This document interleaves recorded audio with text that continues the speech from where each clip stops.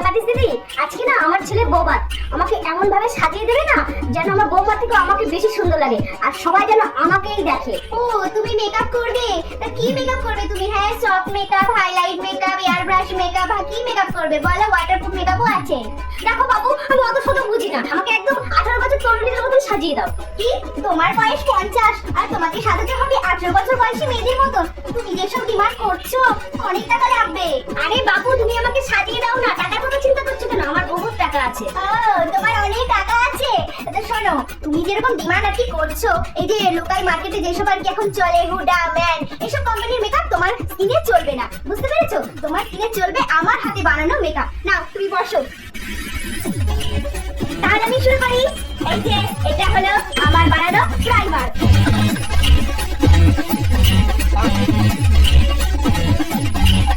Foundation, banana powder,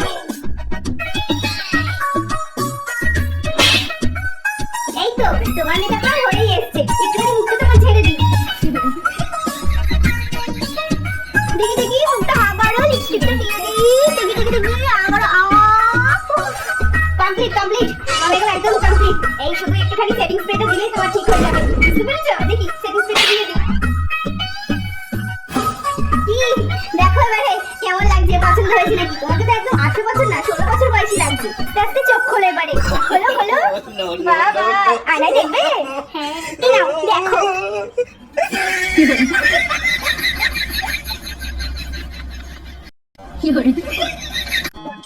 কি ব্যাপার Godard মা, অনেকদিন বাদে আমাদের বাড়িতে? আসো আসো বসো।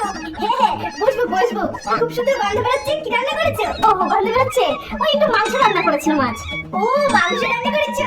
জানো তো আমার কতদিন হয়েছে মাংস খাইনি। ও অনেকদিন মাংস খাও না? ঠিক আছে, তাহলে না যাওয়ার সময় একটু নিয়ে যেও। আরে আবার যাওয়ার সময় কি হয়েছে? এই দেখো না, আমি সাথে করে বাটি নিয়ে এসেছি। দাও দাও তুমি দাও, তুমি উঠে ভাত খাই বাড়ি।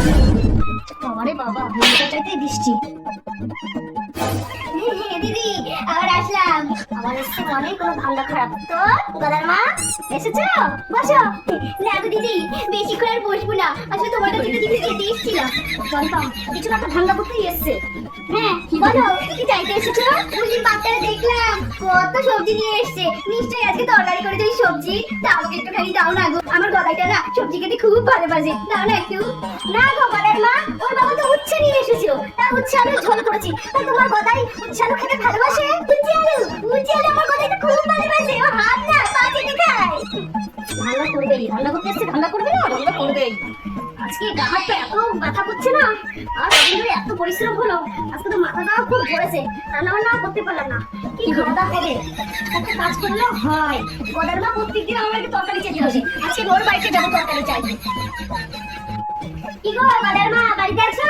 ও তুমি ঘুমাচ্ছ? ভালো ভালো। তো তোমার বাড়িতে একটু তরকারি চাইছিলাম গো, খুব শরীরটা খারাপ, মাথা যন্ত্রণা করছে, আজকে রান্না করতেই পারিনি, একটু তরকারি দেবে? হ্যাঁ তরকারি? আর আমি দেবো? আমি আজকে রান্নাই করিনি। তোমার শুধু মাথা ব্যথা, আমার এই ঘাড়ে ব্যথা, মুখে ব্যথা, এই হাতে ব্যথা, পায়ে ব্যথা, দুনিয়ার জায়গায় আমার ব্যথা ব্যথা। আমি তো ভেবেছিলাম আজকে তোমাদের বাড়িতে গিয়ে আজকে দুপুরে খাবারটা আমি জোগাড় করে নেবো। ও ঠিক আছে। সারা বছর আমার বাড়িতে খাও তুমি, আর একদিন আমাকে তরকারি দিতে তোমার খুব কষ্ট পেরেছে, তাই না? পায়ে ব্যথা, আজকে বেরোই গা ব্যথা করে দেবো। আর খবরদার দ্বিতীয় আমার বাড়িতে তরকারি খেতে চাইতে আসবে না, তাহলে আমার ঠ্যাং ভেঙে দেবো আমি। আমার এই বাড়িতে থাকতে ইচ্ছাই করে না, একদম ইচ্ছা করে না। আমি যে কেন এই বাড়িতে আসলাম, আমার মাথা সকালবেলায় গরম করে দিয়েছে। আমার মাথা এখন গরম হয়ে গেছে। আমি কি করবো? গরম জল আমার মাথায় ঢেলে দিয়েছে, আমার মনে হচ্ছে আমার মাথা সব আগুন হয়ে গেছে, আগুন হয়েছে। মাথা আমার খেয়ে নিচ্ছে, খেয়ে নিচ্ছে। লোকটা আমার মাথাটা খেয়ে নিল, খেয়ে নিল। মা তুমি চুপ করো। করবো? কি চুপ করবো? হ্যাঁ, আমার মাথাটা গরম হয়ে গেছে, দেখতে পাচ্ছিস না? এখন ওষুধটা খেয়ে নাও, খেয়ে নাও ওষুধটা। কি ওষুধ খাবো? বাপ বেটা দুজনে আমার মাথার মধ্যে আগুন জ্বালিয়ে দিয়েছিস। আর ওষুধ খাওয়া, আর ওষুধ খাওয়া, আমার জীবনটাই শেষ হয়ে গেল এদের জন্য। ও ওষুধটাই তো আমি করলাম না।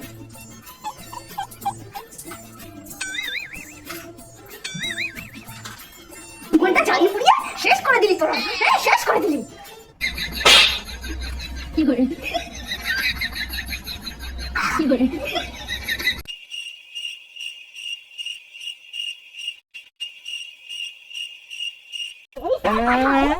বাবার মতো কি করে